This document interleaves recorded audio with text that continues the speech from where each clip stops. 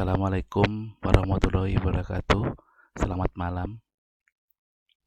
Pada saat ini, saya coba menerangkan bagan prosedur ekspor. Kita lihat dalam bagan tersebut, di sini ada pihak dalam negeri, kemudian di sebelah kanan ada pihak dalam negeri. Jadi di sini ada garis putus-putus yang memisahkan dari pihak dalam negeri dan pihak di luar negeri. Dalam bagan prosedur ekspor ini, kita ambil yang secara umum, yaitu melalui LC. LC adalah Letter of Credit, salah satu cara pembayaran yang secara umum digunakan dalam transaksi ekspor dan impor. Mengapa menggunakan LC?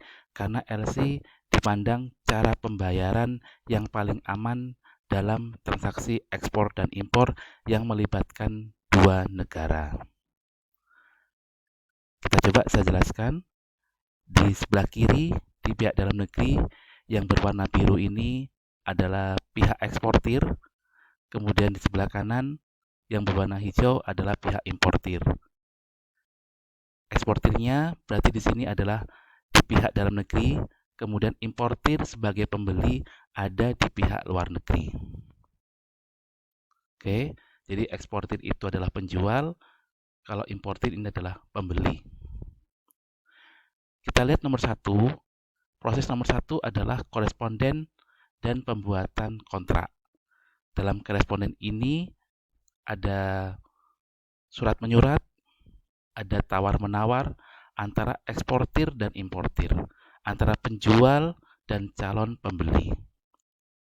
Apa saja yang mereka korespondenkan, misalnya jenis barang, kemudian harga jual, kemudian jumlah yang akan dibeli, dan sebagainya.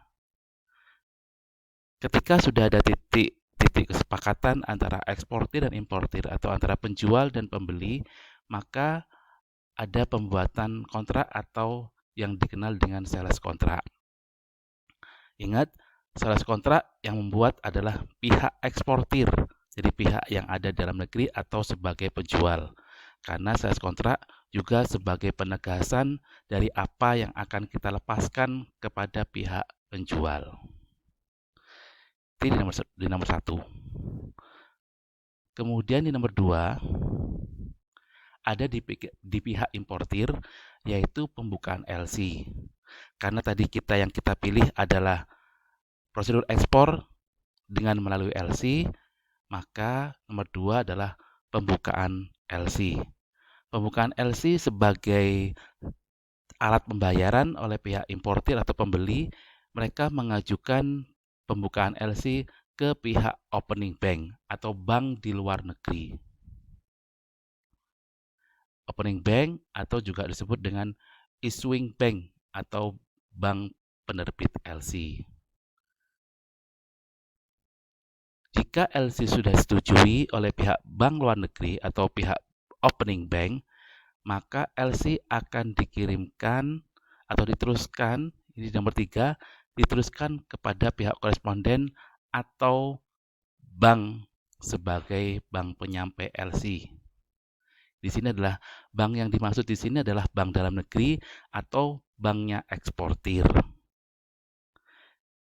Bank di sini fungsinya juga sebagai bank penyampai apa yang disampaikan, LC yang disampaikan kepada pihak eksportir atau kita sebut di sini meneruskan LC. Jadi sebagai bank penerus LC di nomor 4.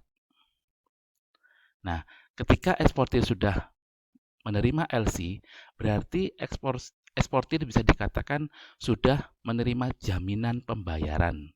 Jadi LC itu jaminan pembayaran bersyarat.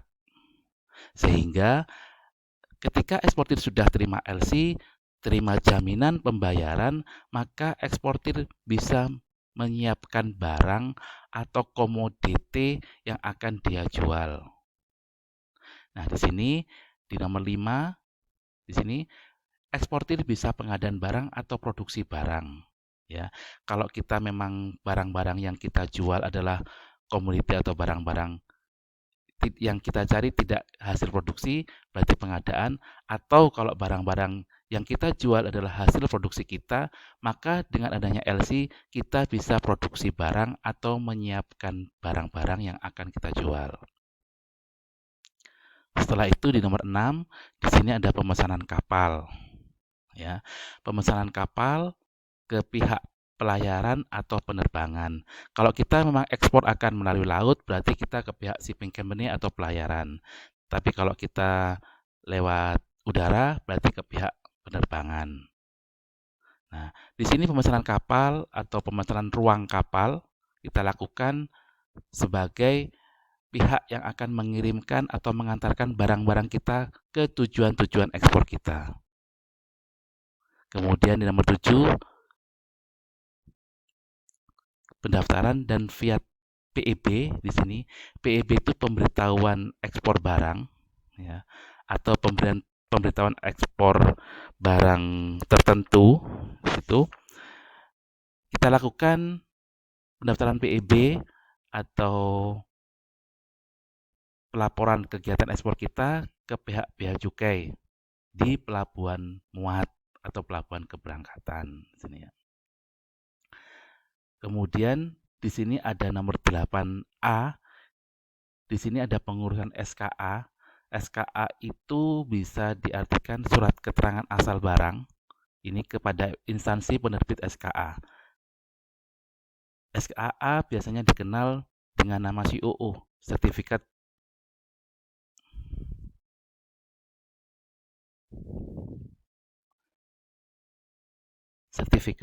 of Origin ya, itu SKA. Jadi kita kalau bahasa kita mungkin Certificate of Origin atau dikenal dengan SKA atau Certificate of Origin.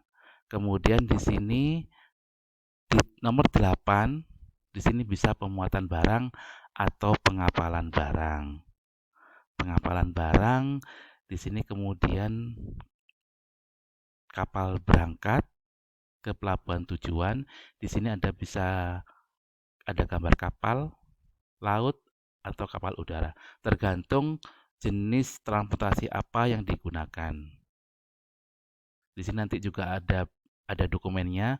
Kalau lewat laut, dokumen yang akan diterbitkan oleh pihak shipping company adalah BL atau Bill of Lading.